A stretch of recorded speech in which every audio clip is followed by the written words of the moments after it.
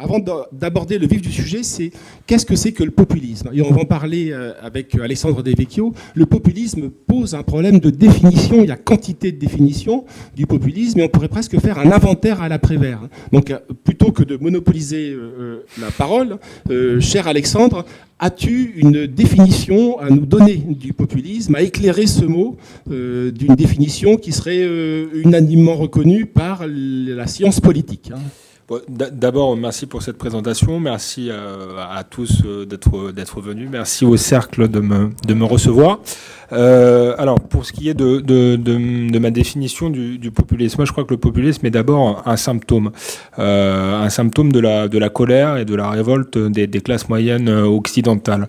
J'ai une explication historique. Après la chute du mur de Berlin, on croyait, les élites dominantes ont cru à la mondialisation heureuse, que désormais la technocratie et le marché allaient suffire pour faire de la politique, que un vivre ensemble planétaire allait triompher. Donc ça, c'est le monde, si vous voulez, qu'on a vendu aux classes moyennes il y a 30 ans tout juste, en leur expliquant que ça allait leur apporter plus de prospérité économique, plus de cosmopolitisme, enfin que tout allait bien se passer dans cette globalisation heureuse. Or, 30 ans après, au moment du bilan, les classes moyennes qui ont adhéré à ce modèle, qui se sont dit, bon, bah, puisqu'on nous explique que ce sera mieux pour nous, pourquoi pas, qui ont adhéré à ce modèle un temps, aujourd'hui font les comptes, le bilan, et elles se rendent compte qu'elles en sont plutôt les perdantes sur 3 points. Il y a un triple sentiment de dépossession, je crois, dépossession économique, puisqu'elles ont vu leur niveau de vie stagner, voire baisser. Il y a une véritable paupérisation des classes moyennes et il y a surtout le sentiment que leurs enfants, contrairement à elles, ne pourront pas progresser, ce qui est quand même assez inédit. Généralement, de génération en génération, c'était censé s'améliorer. Là, on a le sentiment que c'est l'inverse. Le deuxième sentiment de dépossession est bien sûr un sentiment de dépossession culturelle, puisque voilà, le multiculturalisme a été finalement un multiculturalisme agressif, une immigration massive qui a largement transformé leur environnement. Et le troisième sentiment de dépossession est un sentiment de dépossession, je crois, démocratique. Avec la globalisation, la démocratie s'est éloignée, de plus en plus de droits, de plus en plus d'organisations supranationales, l'Europe de Bruxelles, justement, font que les peuples ont le sentiment, les classes populaires et moyennes, de ne plus être du tout maîtres de leur destin et d'être dépossédés de leur souveraineté. Donc ça, c'est le constat. Et donc, elles sont toutes révoltées par rapport à ce modèle-là, et ça on le retrouve, je crois, dans tous les pays. On l'a vu en France récemment avec les Gilets jaunes, mais on l'avait vu avant en Grande-Bretagne avec le Brexit, un peu après encore avec Trump aux États-Unis, en Italie avec le phénomène Salvini. Donc ça peut prendre différentes formes qu'on a appelé, que les médias ont appelé populisme faute de mieux, souvent de manière avec un caractère péjoratif, effectivement, comme l'a rappelé François Bousquet, c'est les adversaires des populistes qui les désignent comme tels, et c'est aussi une manière de dénigrer le peuple, d'appeler à s'en méfier. Et donc voilà, les populistes sont le moyen qu'ont trouvé les peuples d'exprimer leur colère par rapport à ce modèle dont ils s'estiment les perdants. Est-ce que c'est pas, alors à ce compte-là, vous donnez une définition presque négative du populisme, mais ce serait plutôt la mienne et celle que nous exposons souvent dans Éléments. On pourrait dire du populisme que c'est un dégagisme généralisé. On reparlera de Trump et de Bannon dans le courant d'intervention, mais vous vous rappelez que le Trump avant la présidence, avant la Maison-Blanche, le Trump showman, le Trump milliardaire, était le principal animateur d'un jeu télévisé. Vous pardonnez mon anglais catastrophique, mais c'est The Apprentice, donc c'est qui veut décrocher le job. Et une des phrases mythiques de Trump, c'était pardonnez mon anglais, j'insiste là-dessus, you're fired, vous êtes viré. Vous êtes viré, oui, et c'est ce que dit, est-ce que c'est pas ce que dit l'électeur populiste à ces élites, nous vous virons. Nous vous dégageons. Oui, c'est pas faux ce que vous dites. Moi, je pense que si j'ai appelé mon livre Recomposition, c'est parce que justement, je pense qu'on est dans une phase de transition d'une certaine manière. Si je voulais être pédant, je citerai Gramsci qui parle d'interrègne et qui dit un monde est en train de disparaître et un autre tarde à naître. Je crois que l'ordre global que j'ai décrit, qui avait eu son point culminant justement dans les années 80, et aujourd'hui est vacillant, et que sur ce, on a des mouvements populistes. On ne sait pas très bien si effectivement ça va être des mouvements transitoires qui vont nous conduire vers un autre monde, ou si précisément les populistes vont être le nouveau monde. Donc on est dans cette période de recomposition. Ce dont je suis sûr, c'est que les partis traditionnels ont sans doute perdu la bataille. Maintenant, reste à savoir si les populistes seront seulement un outil de dégagisme ou s'ils vont pouvoir bâtir sur les ruines du vieux monde, entre guillemets. Ça se discute. Alors, j'entends beaucoup en ce moment, souvent une des critiques qui est faite au livre, vous voyez bien qu'au pouvoir, il se casse la figure, Salvini a perdu, Johnson est embourbé dans le Brexit, etc., etc. C'est tout de même plus compliqué que ça, puisque je crois que, sauf à assumer de se passer d'élections pendant un long moment, Salvini n'a pas perdu définitivement. S'il y avait une élection demain, sans doute qu'il gagnerait. Idem pour Boris Johnson. Et pour ce qui est de Donald Trump, on voit bien qu'il a quand même une base solide. Et enfin, il y a Viktor Orban qui est quand même le contre-exemple, et qui a été réélu 4 fois. On est vraiment dans une bataille entre deux conceptions, je trouve, aujourd'hui de la démocratie. Une conception de la démocratie pour laquelle la démocratie, c'est d'abord les droits individuels, les droits fondamentaux, etc., l'état de droit et les institutions. On le voit bien en Grande-Bretagne, où et la démocratie représentative, parlementaire, où justement les élites en place jouent les institutions. Ils jouent les institutions contre les peuples, parce qu'en face, effectivement, les populistes s'appuient avant tout sur la souveraineté populaire. On ne sait pas encore très bien qui va gagner, et il est possible d'ailleurs, comme vous le disiez, qu'il n'y ait que des perdants et que ça débouche sur quelque chose. Mais là, moi, je ne fais qu'analyser en fait la situation présente. J'ai pas de boule de cristal pour la suite. Mais on va revenir à cette question centrale, puisqu'il y a un mot qu'on va remettre sur la table, et qui est votre conclusion, c'est la question de l'illibéralisme. Et elle recoupe ce fractionnement, ce hiatus qui divise la société occidentale. Le livre s'appelle Recomposition. Et c'est le début de votre livre. C'est que vous faites un sort, on nous fait du matin au soir, on nous rejoue La Grande Peur des Bien-Pensants. Nos grands-parents n'ont pas arrêté, je parle pour les Français, n'ont pas arrêté Hitler dans les Ardennes, mais on va arrêter Marine Le Pen à Hénin-Beaumont. Donc on nous refait toujours les années 30. Or, vous faites un sort évidemment à ça, très logiquement. On ne refait pas l'histoire, sinon en farce. Se joue quelque chose de nouveau qui s'appelle recomposition. Et recomposition planétaire, en tout cas dans l'Occident. Oui, moi je pense que c'est beaucoup plus lié justement au phénomène de la globalisation qu'une répétition de l'histoire et des années 30. Alors je démonte la comparaison, puisque historiquement elle est un peu inepte. Je suis très direct, mais pour des raisons simples. D'abord, voilà, quand Emmanuel Macron dit maintenant le combat c'est entre les nationalistes et les progressistes, et nous sommes effectivement dans les années 30 qui ont conduit à la Seconde Guerre mondiale, etc. Je rappelle simplement que en réalité ceux qui ont conduit à la Seconde Guerre mondiale, enfin qui ont fait la Seconde Guerre mondiale, n'étaient pas des nationalismes mais des totalitarismes. Staline, c'est l'idéologie de la lutte des classes, c'est un internationalisme, et Hitler, c'est pareil, c'est une forme d'impérialisme fondée sur l'idéologie de la race et pas sur l'idéologie nationale. Et donc ils ont envahi l'Europe, ils voulaient faire la grande Europe. Donc on n'est pas du tout dans la logique d'un nationalisme pacifique fondé sur la cohabitation de différentes souverainetés. Donc ça c'est la première chose. Le deuxième argument qui est donné de comparaison avec les années 30, c'est attention, ces partis dits nationalistes sont arrivés par les urnes. C'est une manière de se méfier du peuple, en disant le peuple n'a pas toujours raison. Vous voyez bien, il a élu Hitler, Mussolini, sauf que historiquement c'est pas vrai. pour ce qui est des soviétiques, Lénine s'est fondé sur une petite minorité agissante et n'a pas pris le pouvoir du tout de manière démocratique par la force. Idem pour Mussolini, qui a perdu à chaque fois assez nettement, qui s'est présenté 2 fois aux élections, qui a perdu nettement. La marche sur Rome, c'était très peu de personnes, et on voit bien que le roi a nommé Mussolini par peur du communisme notamment, et donc ça se fait en plus avec la bénédiction des élites de l'époque. Donc c'est pas du tout le peuple qui est en cause. Pour Hitler, c'est un peu plus compliqué parce qu'effectivement, il a fait des scores électoraux importants.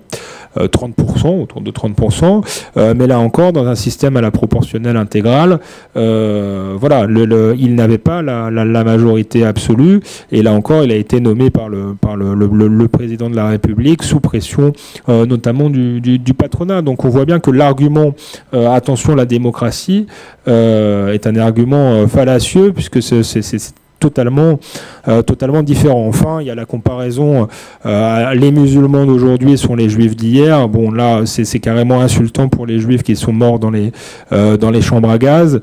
On voit bien qu'il n'y a pas de comparaison possible entre la volonté de réguler les flux migratoires et ce qui a été fait par le passé. Par ailleurs, il n'y avait pas d'intégrisme juif qui posait des bombes à l'époque. Donc on est quand même dans une comparaison qui est totalement grotesque. Par contre, ce qu'il y a de paradoxal, c'est que je pense qu'il y a effectivement quelques rapports avec les années 30, mais pas ceux qu'on pointe généralement. Dans le livre, je cite le livre de Marc Bloch, L'étrange défaite, qui fait un peu l'autopsie. C'est écrit en 1944, je crois, si ma mémoire... dans ces eaux-là, juste pendant la guerre, et c'est l'autopsie de la débâcle française en direct. Et là, il y a vraiment des points communs, des phrases qu'on pourra croire écrites aujourd'hui. Il explique qu'on en est arrivé là parce que la politique a capitulé par rapport aux techniciens et aux technocrates. Il met en cause lourdement les élites. Donc là, il y a un point de comparaison. On pourrait comparer aussi avec la guerre mondiale découle de la crise de 29, qui n'est pas sans rappeler la crise de 2008 avec les politiques d'austérité d'ailleurs qui ont succédé à la crise. Et enfin, effectivement, il y a des menaces totalitaires aujourd'hui, deux périls. Je ne sais pas s'ils sont exactement totalitaires, mais ils s'en rapprochent. L'islamisme radical est pour moi une forme de totalitarisme qui nie totalement l'individu et qui a une volonté d'hégémonie globale. Et ensuite, il y a le globalisme, alors qui n'est pas un totalitarisme violent qui s'impose par la force, mais enfin, aujourd'hui, Facebook a plus d'adeptes que le christianisme, donc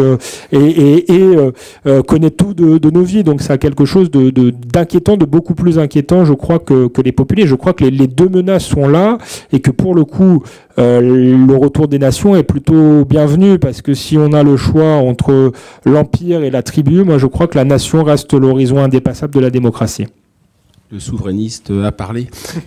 Autre trait qui nous éloigne des années 30, c'est que les années 30, c'est la révolte des masses. Hein. Vous en parlez dans le livre. Aujourd'hui, pour reprendre le titre du livre de Christopher Lasch, hein, c'était d'abord une révolte des élites contre des peuples définitivement retardataires et rétrogrades. Hein.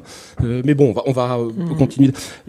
J'ai eu le sentiment, mais je crois qu'il est pas autant partagé que ça par vous, en vous lisant, qu'il y avait vous nationalisez les populismes, hein, que dans la difficulté à laquelle nous sommes confrontés, c'est quoi le populisme? Eh bien, il était assez commode pour nous de dire qu'il y a un populisme trumpien ou jacksonien aux États-Unis, qu'il y a un populisme en Italie berlusconien ou salvinien, qu'il y a un populisme hongrois de type Boyard, que le populisme en Autriche est plutôt en Lodène, et en France est plutôt gilet jaune et sans culotte. Hein. Et ce tropisme, cette espèce de géographie du populisme vous semble contestable, hein? Pas forcément, non, puisque je pense que je dis que c'est aussi avant tout un style. Ça répond aux problématiques que j'ai énoncées tout à l'heure, hein, la triple dépossession. Ça répond aussi, je pense qu'il faut aussi définir ce qu'est le peuple. C'est souvent d'ailleurs l'argument qui est opposé aux populistes. Vous revendiquez le peuple, mais le peuple n'existe pas. En réalité, si je donne 3 définitions du peuple. D'abord le démos, la communauté civique. Et là, je disais tout à l'heure qu'on est dans une période où justement le démos a l'impression de ne plus peser. Et ça, c'est les populistes. Donc, s'adresse vraiment au peuple démos en disant on va vous rendre le pouvoir. Le peuple ethnos, non pas tant comme communauté ethnique que comme communauté culturelle. Je pense qu'un peuple est lié par une histoire, des racines, des valeurs communes, et justement sur fond d'uniformisation planétaire liée à la globalisation, d'immigration massive et de bouleversements démographiques, pour le coup, les populistes sont bien identifier cette peur des peuples de disparaître en tant que culture.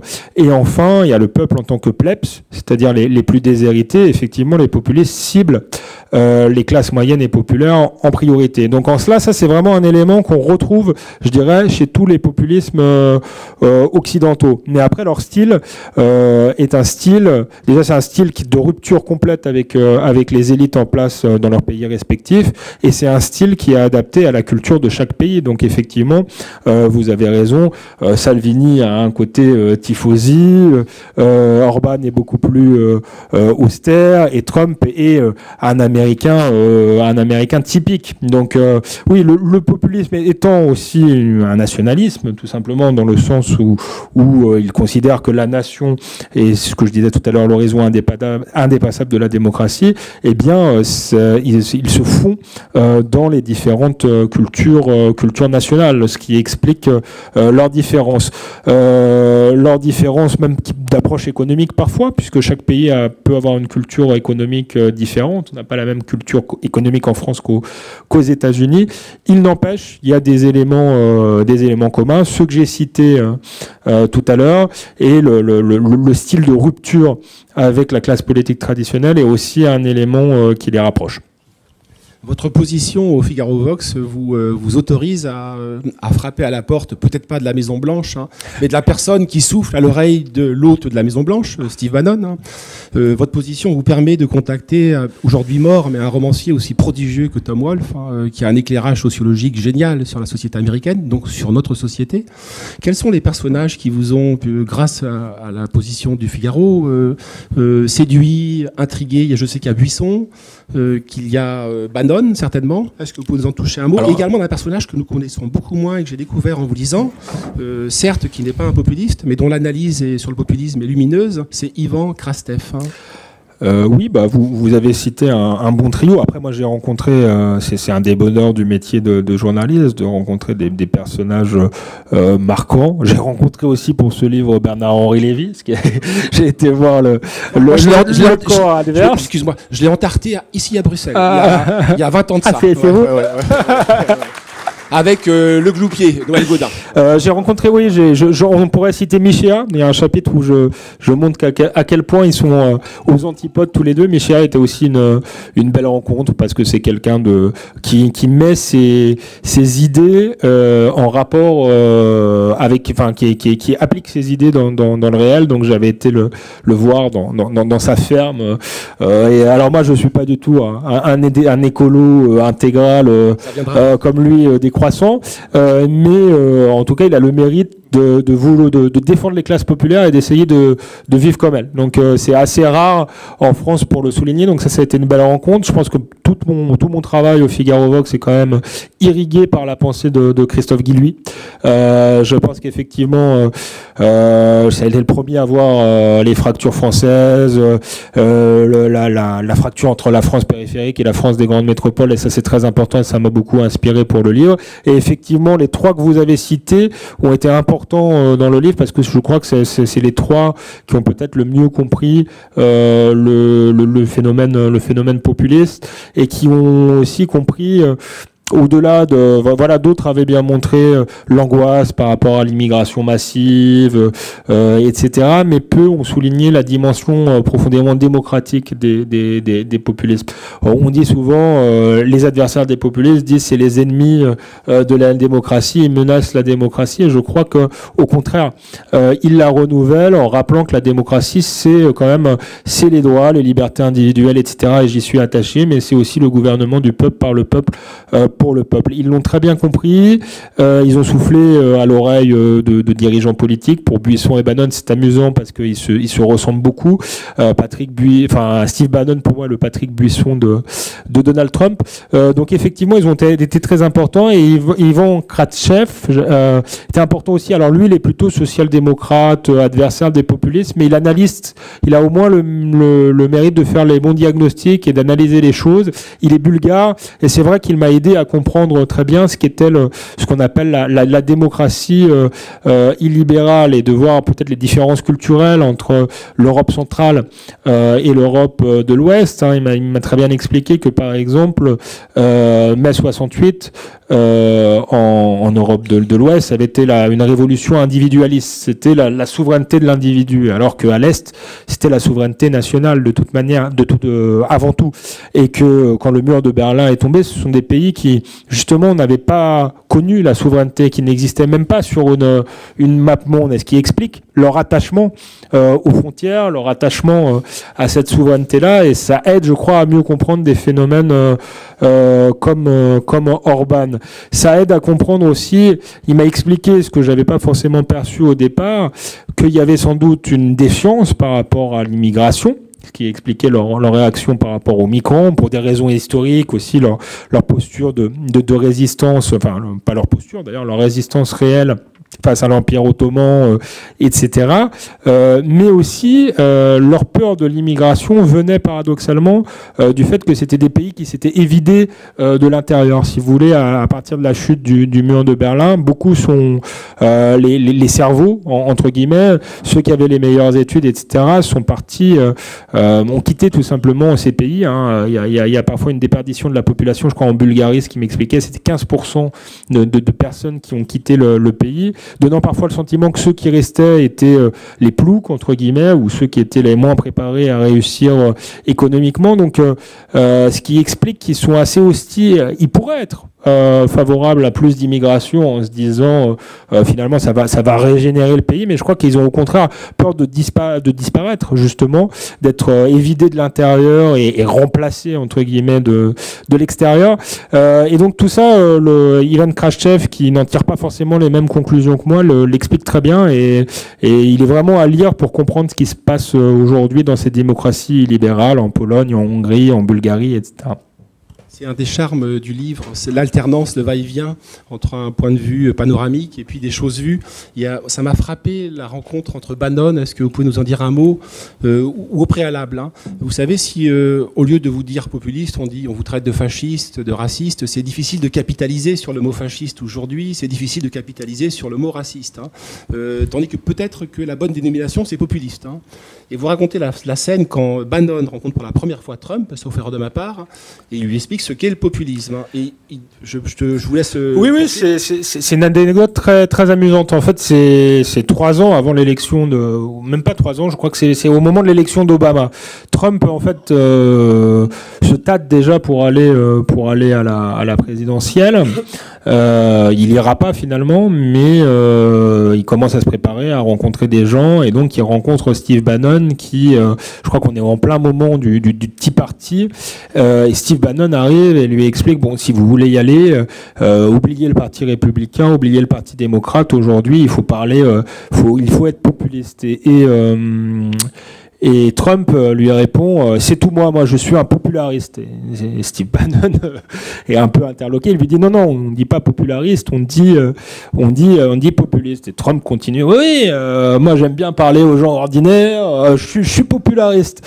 Et Steve Bannon s'est souvenu après que dans un anglais un peu moins châtié, populariste signifiait populiste, et signifiait tout simplement être populaire, et il a compris à ce moment-là qu'il tenait peut-être son candidat, puisque Trump, le milliardaire, avait l'instinct, même sans l'avoir théorisé et sans s'être intéressé à la situation politique, en ignorant ce qu'était le mouvement populiste, etc., mais avait l'instinct du peuple, et l'instinct qu'il fallait parler au peuple. Donc effectivement, le terme populiste, c'est pas si mauvais que ça, c'est pour ça que je l'emploie.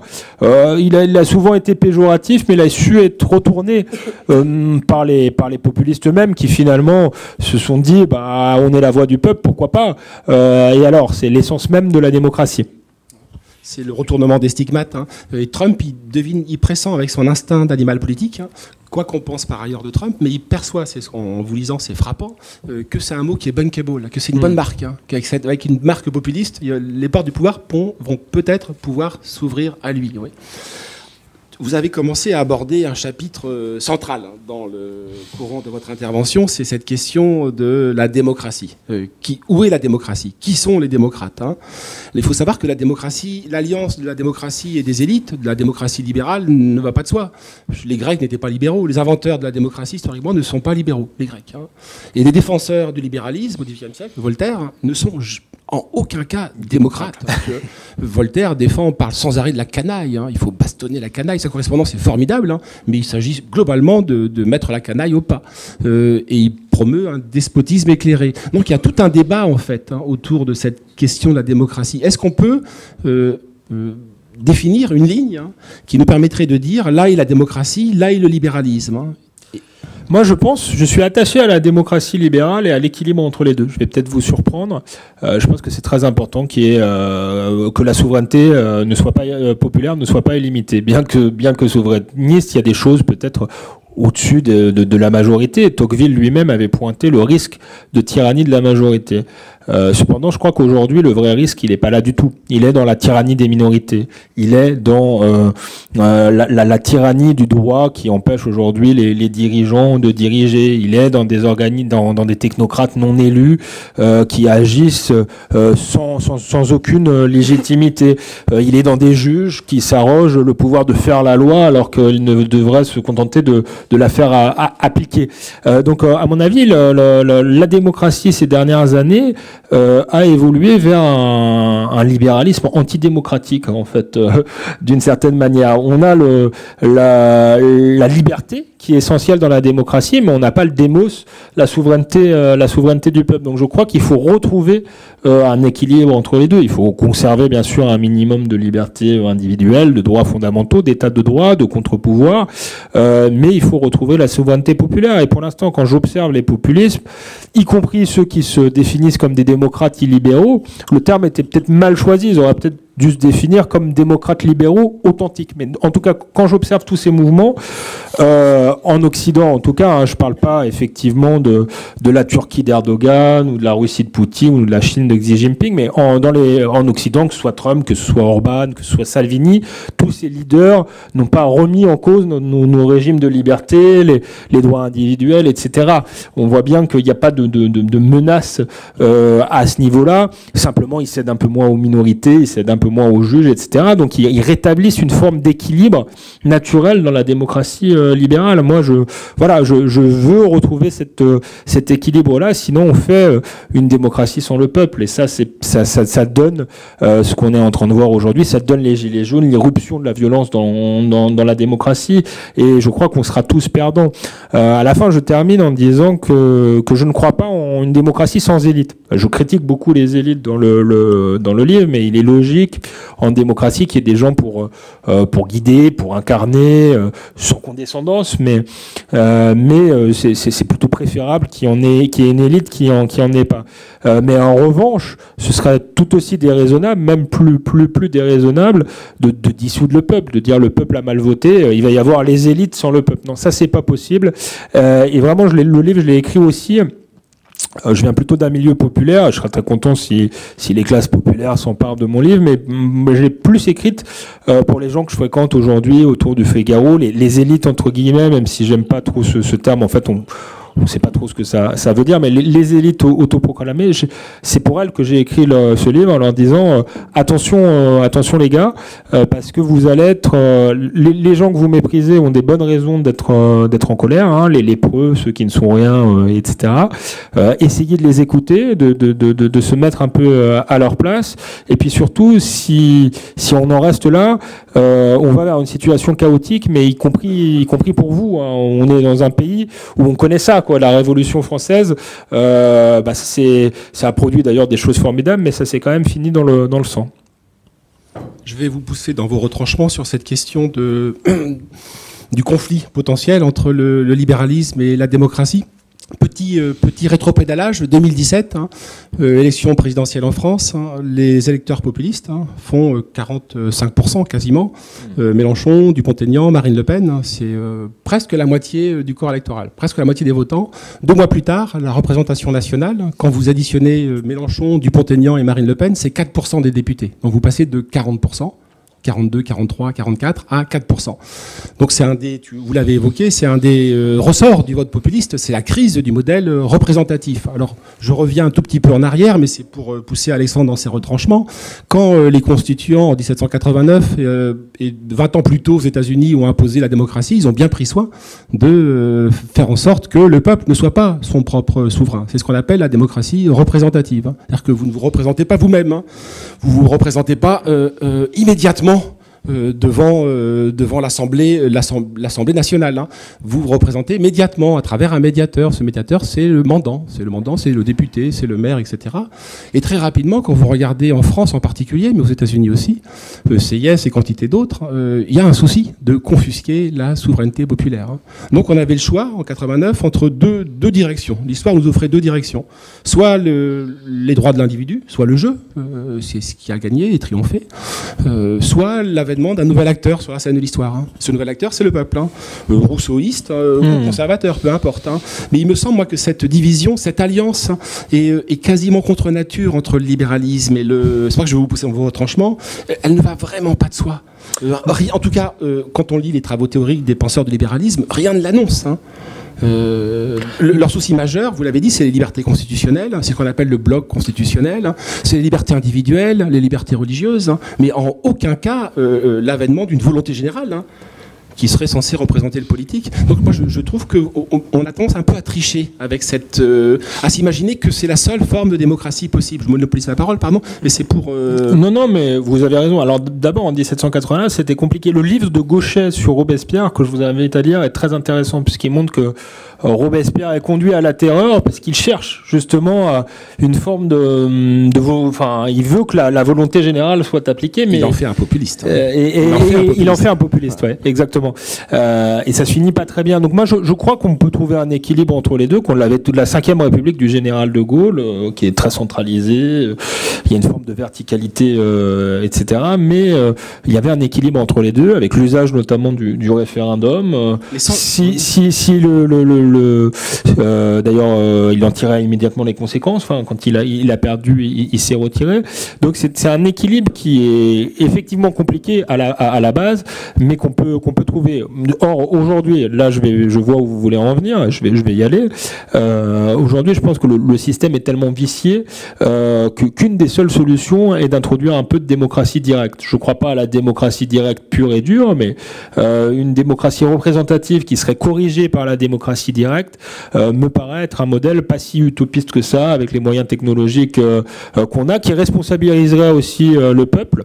Et donc c'était pas du tout absurde la revendication du référendum d'initiative citoyenne des Gilets jaunes. Du reste, l'argument qu'on leur a souvent opposé en disant ce serait ingouvernable, on aurait des référendums tous les jours, vous voyez bien, je crois est battu en brèche par l'actualité. Il y a en France une tentative de mettre en place un référendum d'initiative populaire sur la question d'aéroport de Paris. Moi, j'y suis plutôt favorable d'ailleurs. Bon, tout est fait dans les médias, dans les politiques pour qu'on en parle le moins possible et qu'il n'y ait pas le nombre de signatures suffisantes pour que ce débat ait lieu.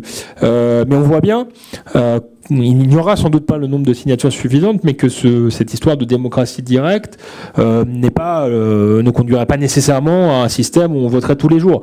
Au contraire, ce serait un système où ça nécessiterait de mobiliser les citoyens sur certaines questions. Là, si ceux qui sont favorables au référendum n'arrivent pas à mobiliser les citoyens, c'est sans doute aussi un peu de leur faute, un peu de la faute du citoyen lui-même qui s'interroge pas toujours qui s'intéresse pas toujours à la chose publique. Donc c'est simplement pour dire que l'idée selon laquelle ça nous mettrait un espèce de chaos où tout le monde voterait sur son portable tous les jours est fausse. Au contraire, je pense que ça nous mènerait à des débats profonds. À chaque fois qu'il y a eu des référendums sur l'Union européenne, alors les adversaires vont me dire, vous voyez bien que le Brexit c'est très compliqué à mettre en œuvre ensuite. Mais souvent, on a eu des débats de très grande qualité. Je pense en 2005. Malheureusement, les élites ont donc pas tenu compte, et d'ailleurs les Gilets jaunes en sont une conséquence lointaine. Mais là, souvenez-vous, le débat avait été très très profond sur l'Union européenne, et la participation avait été massive. Donc ce serait un bon moyen de régénérer la démocratie, de responsabiliser les gens. Ça nécessite aussi de faire un effort d'éducation. Alors, non pas que les gens ne soient pas éduqués ou soient bêtes, mais je pense que revenir à une école qui instruise vraiment les gens plutôt que les abêtir sera une bonne chose. Donc oui, je suis pas du tout défavorable à une dose de démocratie directe. Oui, dès le départ, le libéralisme et la démocratie ne vont pas forcément de pair, mais je suis quand même attaché à un équilibre entre les deux. C'est que vous n'êtes pas totalement démocrate. Mais je suis peut-être pas totalement démocrate. Mais qu'importe. Hein. Revenons à De Gaulle. Je ne sais plus quel mot de Stendhal sur le régime idéal. C'est l'absolutisme tempéré par l'assassinat.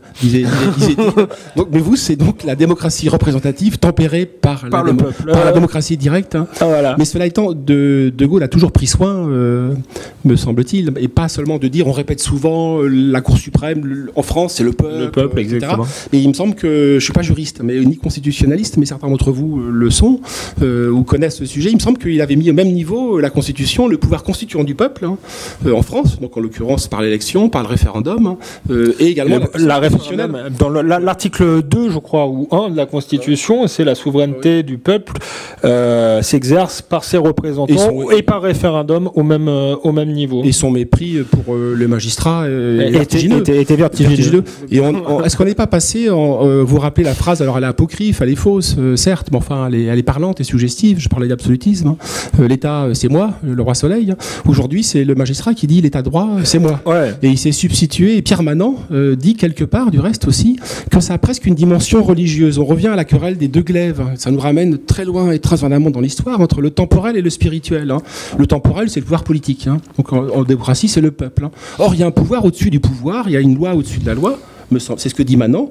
Ce pouvoir au-dessus de la loi, c'est celui qu'exerce le magistrat, puisque c'est lui qui amende, hein, qui retoque, hein, les lois nationales souveraines du peuple. Pardon, j'en bégayais, quoi.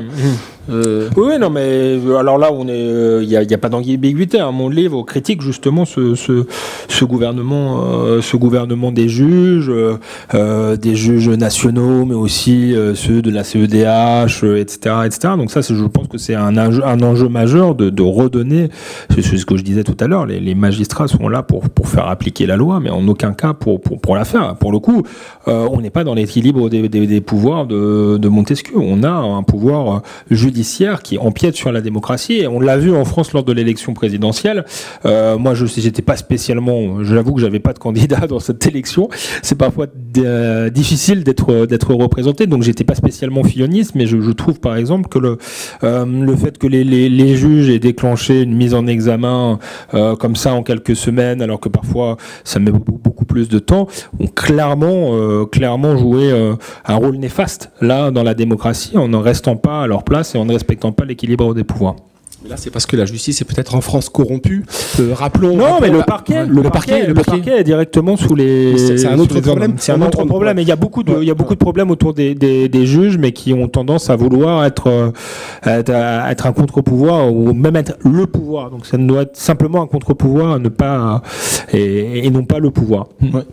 Alors je ne sais pas combien de temps on dispose, mais il y a quelque chose qui est frappant dans le populisme aussi, me semble-t-il, c'est que tous les grands courants politiques ont appelé des œuvres théoriques, hein, qui l'ont donné de l'épaisseur. Le Marx avec le marxisme, vous avez quantité de philosophes et théoriciens politiques après Marx, hein, et des gens solides, hein, il faut se les coltiner, contestables mais solides. Hein. Le libéralisme, n'en parlons pas, le libéralisme peut s'appuyer sur une école de pensée qui est pléthorique. Hein. Il y a quantité, ne serait-ce qu'en France, quantité de grands écrivains, voire même d'écrivains géniaux, Tocqueville est un écrivain génial, hein, qui ont théorisé le libéralisme. Le fascisme, contrairement à ce qu'on pourrait penser, a appelé également des définitions théoriques de haute volée, Gentile en Italie.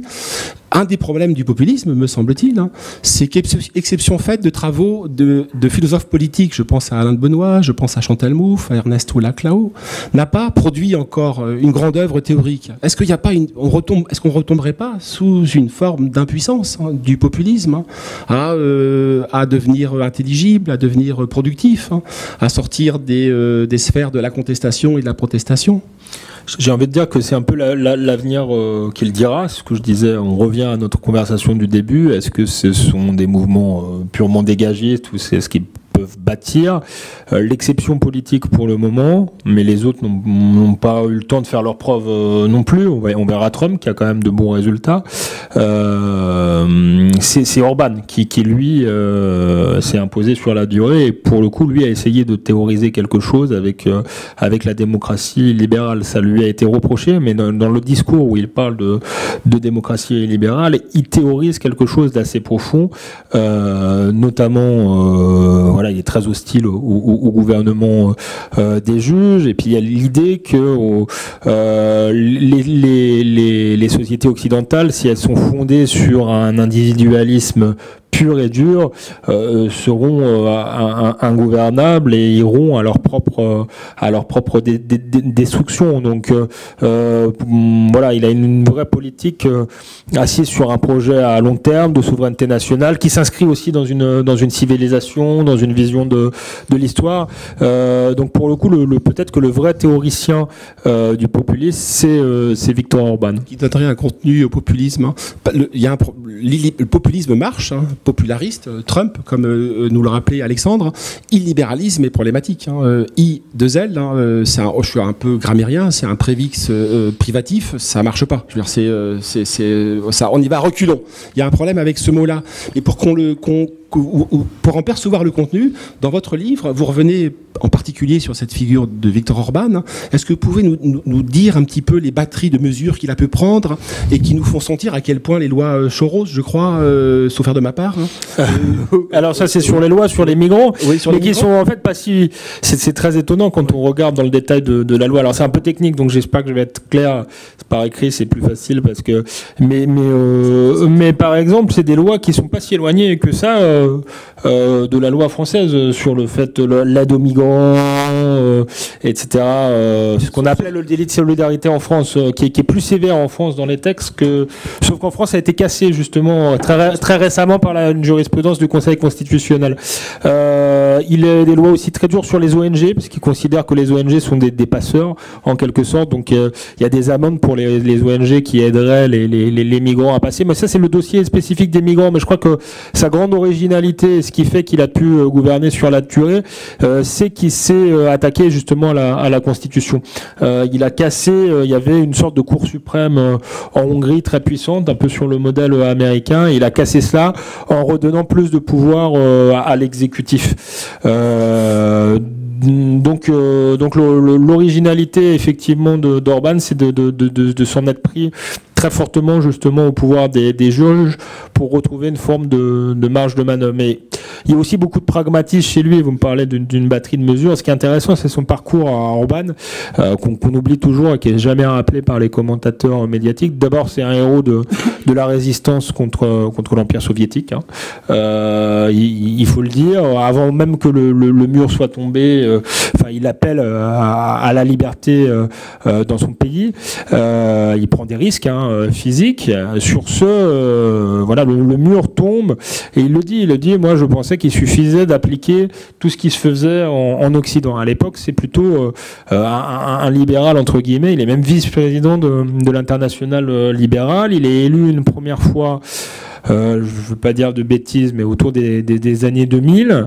Plus jeune Premier ministre européen, très bon élève de Bruxelles, hein, adoré par les autres dirigeants, on l'oublie toujours, montré en exemple, et il perd les élections sévèrement. Il reste 10 ans dans l'opposition, ce qu'on a oublié. Entre-temps, il y a la crise de 2008, il y a le FMI qui s'est installé en Hongrie, les socialistes qui appliquent sans état d'âme, je dirais, le programme du FMI, et qui sont donc remis remercié par les électeurs. Et là, Orban revient avec quelque chose de beaucoup plus conservateur.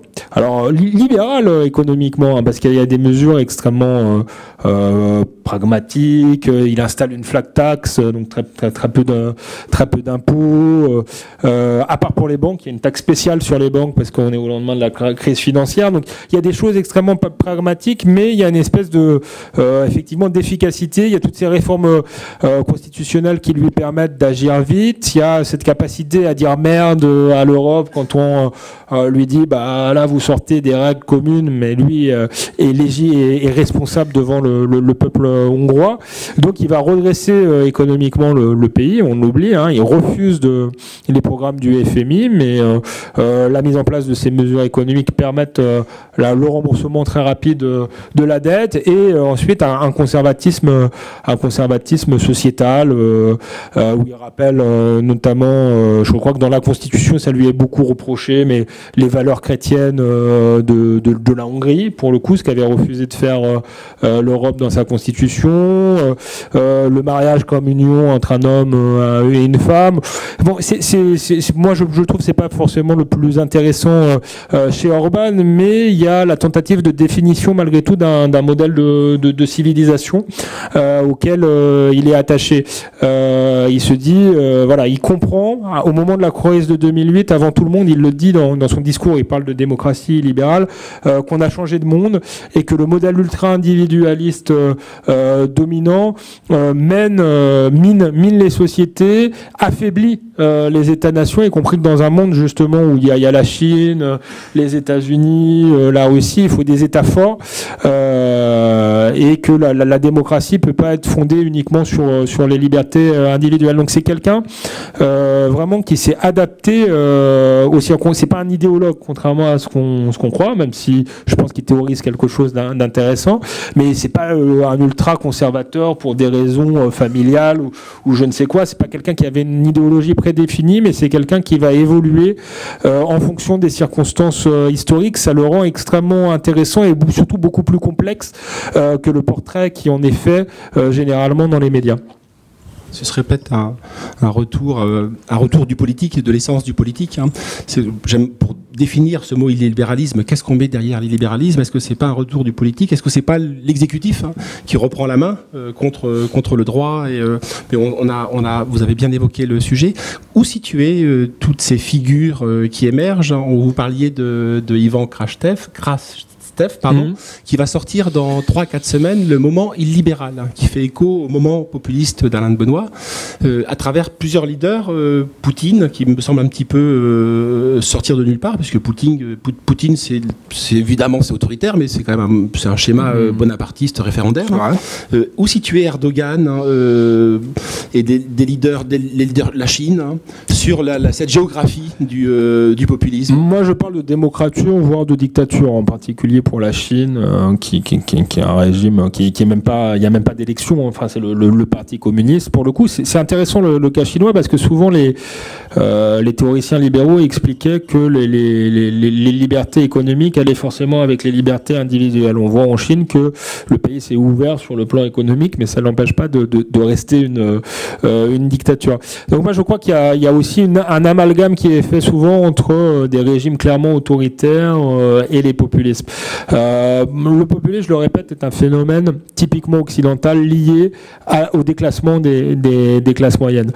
Les pays comme la Russie, comme la Chine, c'est beaucoup plus compliqué parce qu'il n'y a jamais eu de classe moyenne là-bas. Ils n'ont pas le même rapport à la démocratie. Moi, je fais pas partie de ceux qui diabolisent Poutine parce que précisément la Russie n'est pas la France, quoi. Il part d'une histoire différente pour arriver, à mon avis, à ce qui est en Russie par rapport aux standards de la Russie plutôt un progrès démocratique. Mais voilà, la Russie n'a jamais connu la démocratie, donc elle peut pas être comparée, je pense, à la France, aux États-Unis, etc.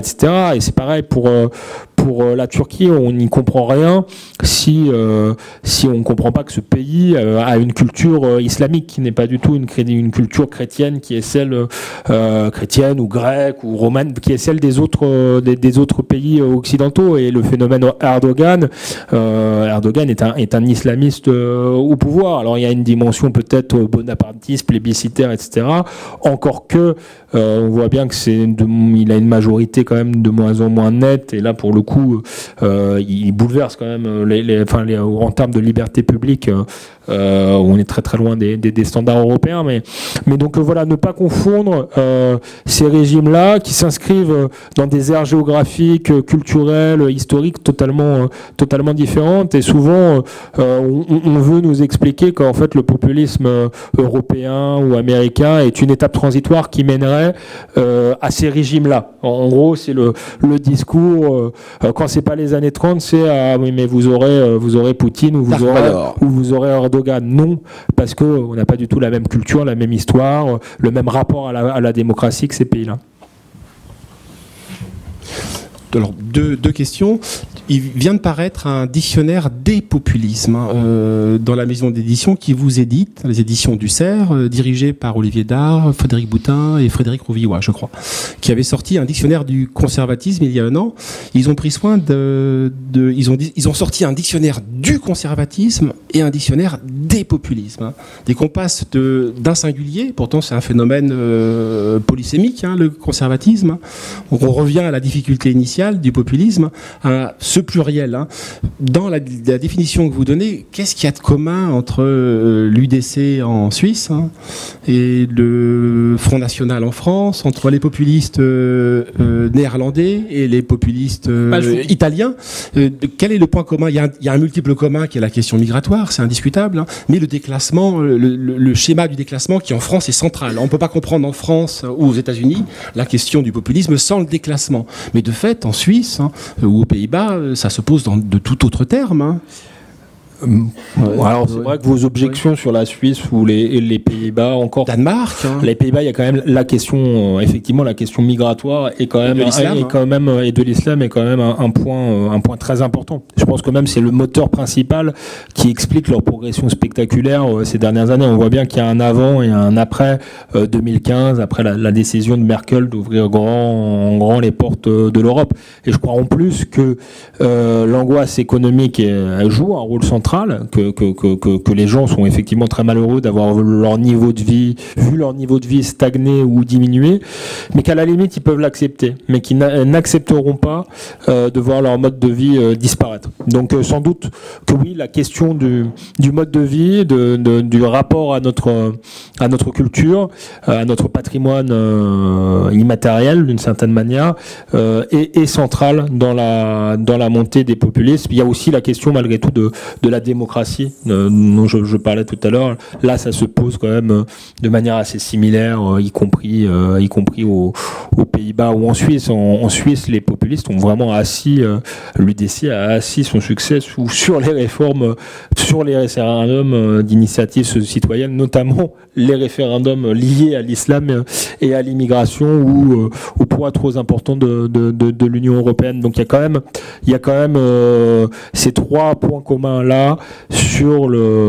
et même en Suisse, il y a sans doute la méfiance par rapport au modèle économique dominant. La Suisse a été une forme d'exception. Je crois que les citoyens suisses veulent la préserver et se disent que s'ils copiaient le modèle européen, ils ne sont pas dans l'euro, par exemple, leur situation économique ne serait peut-être pas aussi bonne. Donc là, pour le coup, les populistes sont aussi une manière de préserver les systèmes, sont là pour préserver les systèmes sociaux de ces différents pays et éviter peut-être qu'ils copient le modèle bruxellois, quoi, d'une certaine manière.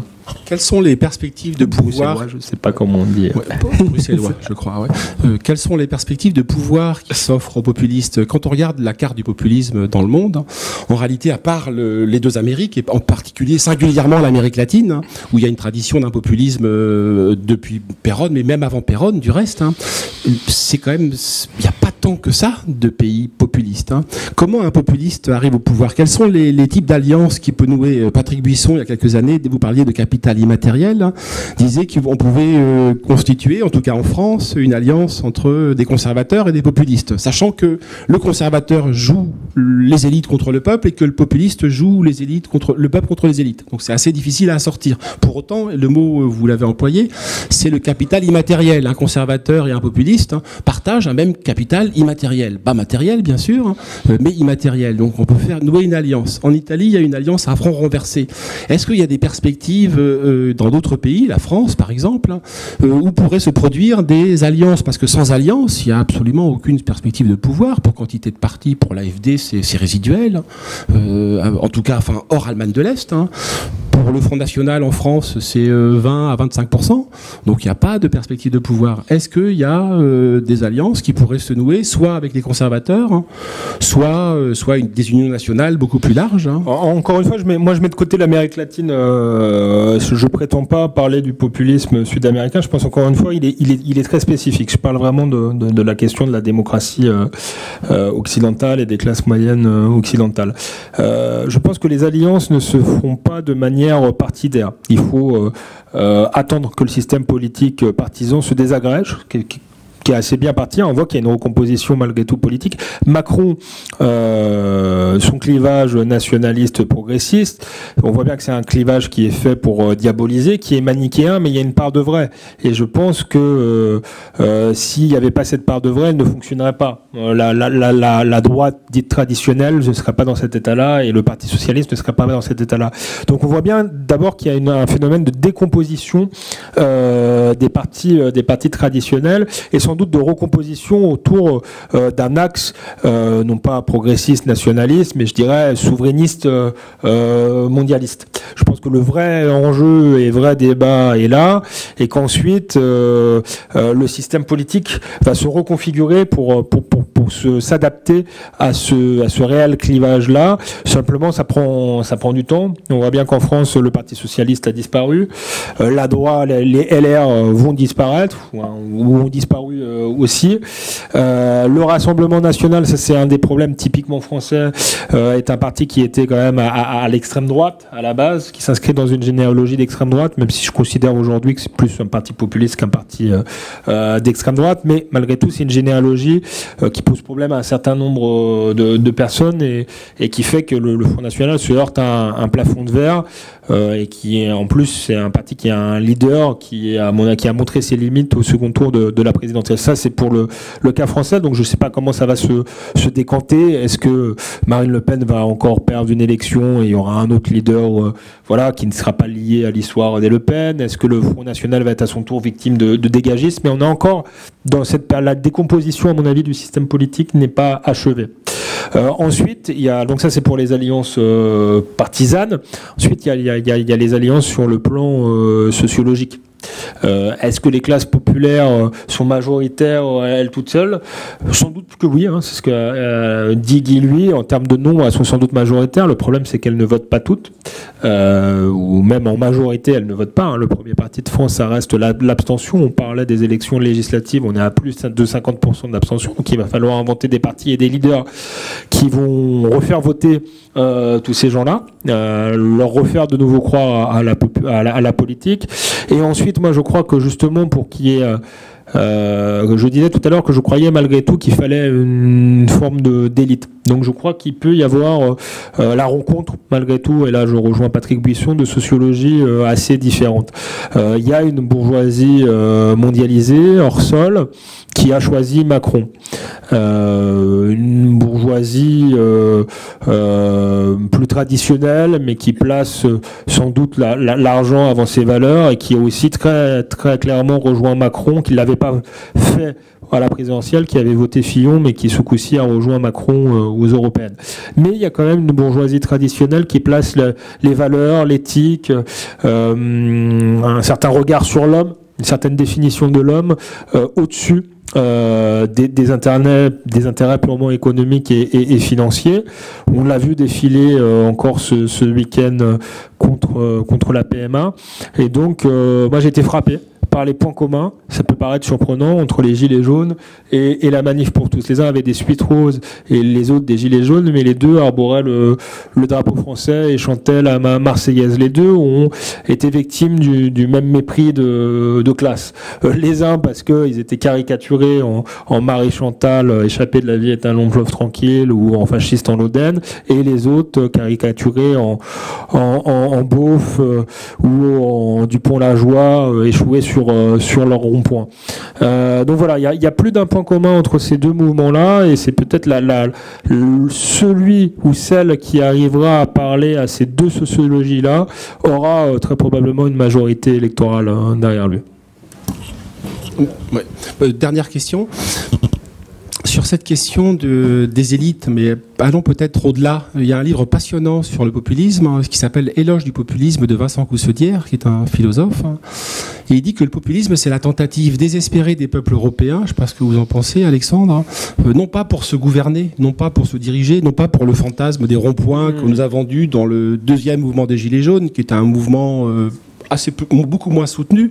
Vous savez, le RIC, le référendum, on en a parlé, mais sur des questions pas régaliennes, sur des questions marginales, participatives, que le peuple va s'auto-constituer, etc.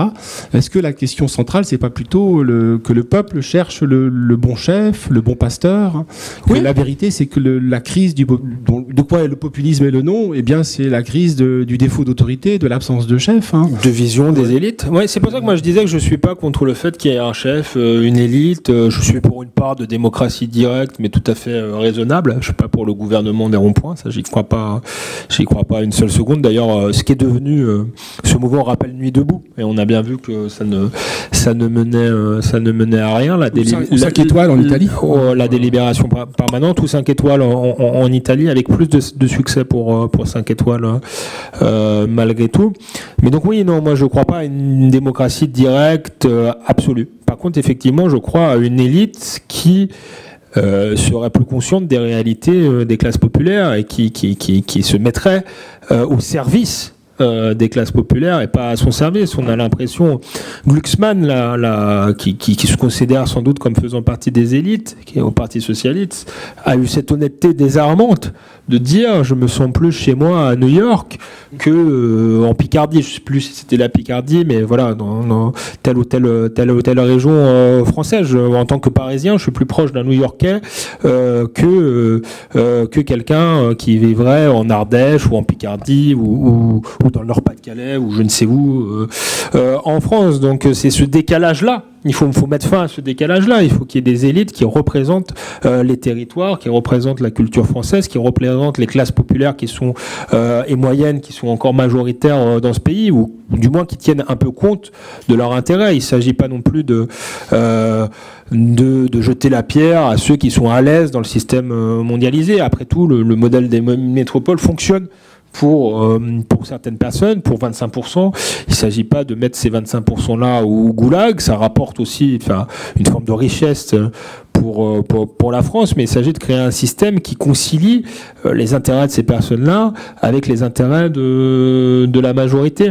Voilà, c'est mon espérance. C'est pour ça que je disais au début, même si c'est un peu naïf, je n'y crois peut-être même pas moi-même, parce que je crois que malheureusement les élites, en particulier les élites françaises, sont sourdes et aveugles. Mais l'idéal serait quand même que voilà, il y ait des élites qui se rendent compte du décalage et qui essaient de prendre les choses en main. C'est pour ça que je disais que mon livre s'adressait à elles, et c'était une manière de leur dire réveillez-vous. Ou alors on pourrait espérer qu'il y ait effectivement des élites qui viennent du peuple aussi, quoi. C'est la méritocratie. On voit bien que l'ascenseur social fonctionne de moins en moins bien. Ce sera aussi une forme de solution.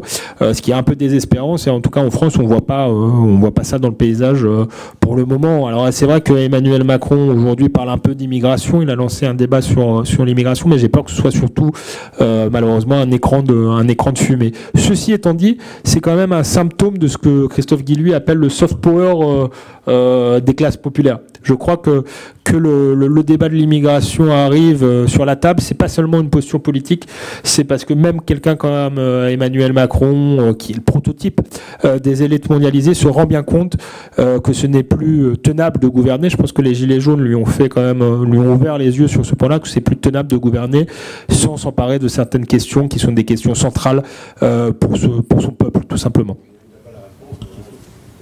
Merci.